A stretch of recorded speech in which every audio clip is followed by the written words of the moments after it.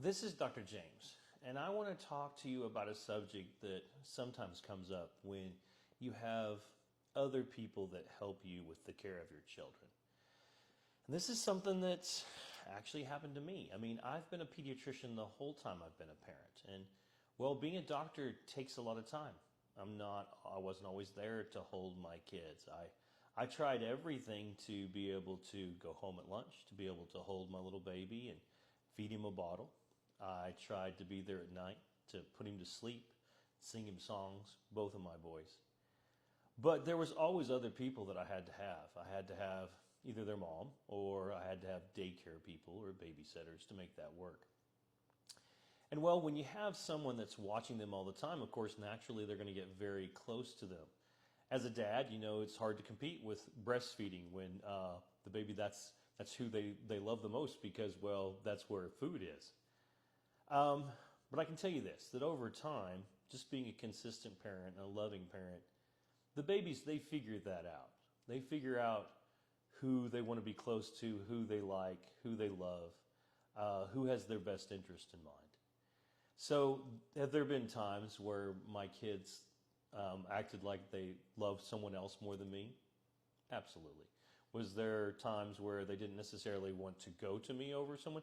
I never had that. Luckily, my two little boys, my babies, were always really happy to see Daddy and all were willing to come to me and let me hug them and take care of them and didn't really choose someone over me. But that does happen.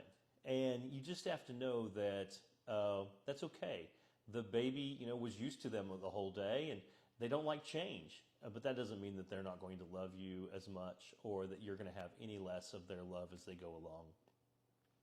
The important thing is you're making sacrifices for your baby. You're having to have a job. You're having to be away from them. You're providing them with shelter and with food. And you just pour as much love into them as possible when you can. And if you do that enough and for long enough, then everything will be okay. It all comes out in the wash. Those other people, they're not their mom.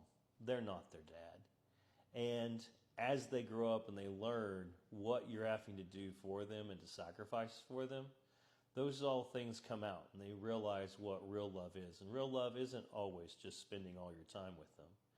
Real love is making sacrifices so that they can have the best, so that you can try and provide for your child better than what you were provided for, and to give them a step up in the world.